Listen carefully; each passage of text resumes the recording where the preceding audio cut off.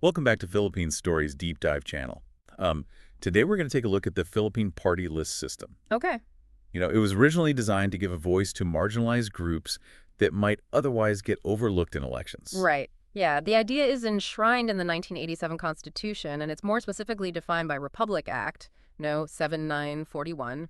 Right. The goal of this was to create a more inclusive democracy, Mhm. where everyone has a seat at the table. So it sounds great in theory, right? Yeah. But there's growing concern that the system is not really living up to its initial promise. Yeah, there is. Some people are even calling it a Trojan horse. A Trojan horse. Oh, Wow. wow. Okay, so walk me through this. How did this noble idea get hijacked? Well, a lot of people are pointing fingers at a 2013 Supreme Court ruling. Okay. This ruling basically said that partyless groups don't have to be strictly organized along sectoral lines. Okay. So in other words, they don't actually have to represent a marginalized group to participate. Wait, so hold on. So someone who's like super wealthy and well-connected Mhm. could theoretically start a party list Mm. and claim to represent, I don't know, like struggling fishermen, Mm-hmm. even if they've never even been on a boat. Yeah, that's exactly the kind of scenario that's raising eyebrows. Okay.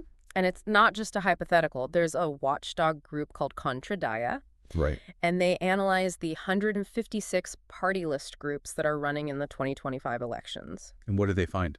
Well, their report is pretty alarming. They said that 86 of these groups, that's over 55%, don't actually seem to genuinely represent the marginalized. Wow. They found tons of examples of partyless groups that had links to political dynasties, big businesses, and even the police and the military. That's not what I pictured when I think of, giving a voice to the voiceless. Give me some specific examples. I know some of these names, but I need a refresher course on who's who in the party list world. Okay, sure. So when we say political dynasty, in the Philippines, that usually refers to families that have held political power for generations, often in the same region. Mm-hmm. It's kind of like a family business, but instead of selling shoes, they're in the business of politics. Okay. Why is that a problem, though? I mean, don't they have a democratic right to run for office? Well, the main concern is that it can stifle competition and make it very difficult for anyone outside those families to get elected. Right. And it can also lead to too much power in the hands of very few people. Gotcha. Okay, so back to those party list groups that Kontra Daya flagged. Give me some specifics. Who are the big players and what makes them so questionable? Okay, so a good example is Tingog Sinarangan. This is led by the Ronilades family, the same family as the current House Speaker. So you can imagine the implications if one family manages to hold a lot of power in both the executive and legislative branches. Yeah, that does not sound good. What about the others? Another one that Kontra Daya is concerned about is ACT-CIS. They're Mhm. connected to the influential Tulfo family, Right. and they already have members in the Senate. So adding more seats in the House through ACT-CIS would just give them even more political power. So it's not just a few families. It sounds like it's a whole system that's working in favor of the powerful. Yeah. But how are they getting away with this? It's not like they're breaking the law, are they? Well, no, they're usually operating within the letter of the law, Okay. but maybe not the spirit of it. So Kontra Daya highlights a couple of really big loopholes in the system. Okay. And those loopholes are being exploited. One of them is something called proven advocacy. Proven advocacy. Break that down for me. So you don't necessarily need to belong to a marginalized group in order to represent them. Okay. You just need to show that you have advocated for their cause. So it's like saying, hey, I'm really passionate about farmers' rights, even if you've never farmed a day in your life. So it's more about perception than actual lived experience. Yeah. It seems like it's pretty easy to manipulate. Yeah, it's ripe for abuse. What's the other loophole? It has to do with transparency. So right now, partyless groups don't have to reveal their nominees until pretty late in the game, which means that voters might be drawn to a catchy name or a slogan without knowing who they're actually voting for. Wow, it's like a political guessing game. Yeah. You might think you're supporting a group that represents your values, but by the time you find out who the candidates are, it's too late. So if this is all happening out in the open, what's the COMLEC doing about it? They must have something to say. They do. COMLEC chairman George Garcia actually agrees with a lot of what Kontra Daya is saying. He's personally opposed to political dynasties, and he says that the law as it stands doesn't have the power to keep them out of the party list system. So what's stopping them from making the rules stronger? Well, he says that his hands are tied. He wants Congress to pass a stronger anti-dynasty law. Okay. But until that happens, the COMLEC can't really do much. So it's kind of like a blame game. The COMLEC is saying it's up to Congress, and in the meantime, the system just keeps going with all of its problems. Right. But hold on, if the Commonwealth can't actually change the law, what about the way they vet these groups? Yeah, that's a good point. It's complicated. Chairman Garcia pointed out that when a party list group applies for accreditation, they don't have to say who their 10 nominees are right away. Really? So the officers on the application form aren't necessarily the people who end up on the ballot. Wow, that's crazy. Mm. So how are voters supposed to make informed decisions if they don't even know who they're voting for? That's a great question. And Chairman Garcia's response is basically, do your research. Don't just go with the flashy campaigns. Really look into the groups and see who their nominees are and make sure they actually align with your values. And he even pointed out that the Comelec published the list of accredited groups and their nominees, and no one from the public filed a single petition for disaccreditation. So he's saying that even though the system makes it hard, voters have a responsibility to really scrutinize these party list groups and hold them accountable. Yeah, basically. Okay, wow, this Yeah. is a lot.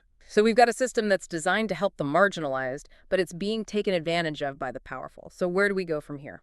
That's a great question. And that's what we're going to talk about in the next part of our deep dive. Okay, my head is spinning. Yeah. It's kind of disheartening that a system meant to help could be used against them. Yeah. But you said the Commonwealth chairman basically said it's up to voters. Mm-hmm. So what can we do? Are we just supposed to watch this happen? Not at all. I think what Chairman Garcia said about informed voters is really important. Okay. It's like he's giving us a flashlight and telling us to go explore and see what's really going on. Remember Kontra Daya? Yeah, the group that exposed all those questionable party list groups. Right. Well, they've actually created this great resource for voters. Okay. They have a whole database of all the party list groups and their nominees. It's a one-stop shop for checking these groups out. What kind of information is in there? It has pretty much everything you'd want to know to understand what the groups really stand for. Okay. It has their background, who they're connected to, their funding sources. You can even see if their claims of proven advocacy are legitimate. So we can see if that group claiming to represent farmers, it's actually funded by some big corporation, or if the group advocating for women's rights actually has a history of not doing that. Exactly. And that's really the key to making the system work. Using our power as voters to choose the right people, and this database gives us the tools to do just that. I love it. Knowledge is power. Mm. But let's be real here. Most people are busy and don't have the time to go through a huge database before each election. So what's a more realistic approach? You're right. You don't need to read the whole thing. Just start by figuring out which party list groups are interesting to you, then look them up in the database. Oh. Look at their past activities, who they're connected to, and most importantly, look at their nominees. See if those nominees have a real connection to the group they say they represent. So we should be selective and focus our research on the groups we might actually vote for. Is there anything else we can do besides the Kontra Daya database? How do we stay informed about the whole party list situation in general? Well, you should try to keep up with the news, especially from sources that are more critical and go deeper into the issues. They can Yeah. help you see the bigger picture of what's going on. And talk to people about it, your friends and family, or even people you work with. Right. Having debates and challenging each other can really help you see things in new ways. Yeah, I like that. Turning everyday conversations into mini deep dives. Hmm. You know, it's easy to get cynical about all this, but you've actually made me feel a little hopeful. Good. The more we know, the better chance we have to make a difference. That's the right attitude. And remember, this isn't about complaining and saying the system is broken. It's about taking that energy and doing something positive. Right. So we've talked about the loopholes in the complex response and how voters can be more informed, but let's get to the real issue. What can be done to actually fix this system?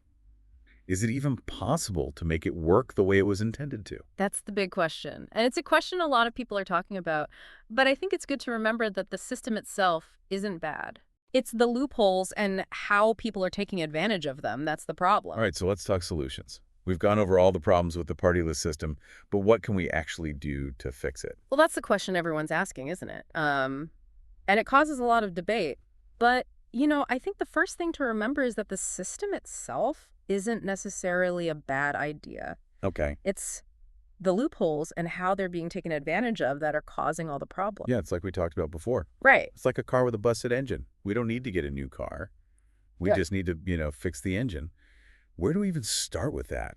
One idea that a lot of people have is making the requirements stricter for these party list groups. Okay. Right now, it's just too easy for anyone to say, oh, yeah, we represent this marginalized group. Yeah, we talked about that before. Right. With the proven advocacy thing, it just doesn't seem like a very high bar to clear. Exactly. So people are saying we need to make that harder, like maybe require a certain number of nominees to actually be from the group they say they're representing. So if you're running a party list for farmers, you should actually have some farmers on your list of nominees. Right. It's all about making sure it's authentic and making sure the people who are elected really understand the people they're supposed to be representing. That makes sense. What about the whole problem with the political dynasties? They're using this system to their own advantage. Is there any way to stop that? Well, that's why people are calling for a strong anti-dynasty law. Remember Chairman Garcia mentioned that. Yeah. That has to come from Congress, though. But it's really controversial, and a lot of people don't want to see it happen. Yeah. I bet the people who benefit from this system aren't really interested in changing it. Yeah. Okay, but even if we did get an anti-dynasty law, what's stopping these powerful people from just finding new ways to work around it? That's true. Some people have suggested term limits for party list representatives Okay, that might help prevent these mini dynasties from forming within the system. right. The longer someone's in power, the more likely they are to stay there. Exactly. And we also talked about how these groups don't have to tell anyone who their nominees are until really late in the game. Right. That just seems wrong. Voters should know who they're voting for right from the beginning. Absolutely. So another solution is to make those groups show all their nominees up front when they first apply. Okay, so more transparency and stricter rules and a strong anti-dynasty law. Those sound like good places to start, but I have to ask, are these changes actually going to happen? Can we really expect the people in power to give up their power? It's definitely going to be hard, but don't forget that the people have the power. If enough voters demand change and hold their leaders accountable, then anything is possible. That's a good point. It's easy to feel like we can't do anything, but we can. Our voices matter. So what's the one thing you want our listeners to take away from this whole conversation? I would say it's this. Do your research and get involved. Understand the issues, talk to people about them, and use your vote to make a difference. The future of democracy in the Philippines depends on people being active and engaged. I love that. And remember, you don't have to do it alone. There are organizations like Kontra Daya and journalists who are working hard to expose these issues, and lots of people who want to build a better Philippines. Right. We'll put some links in the episode notes so you can find out more. Great. Stay curious, stay engaged, and keep thinking critically. That's all for our deep dive into the Philippine party list system. Thanks for listening.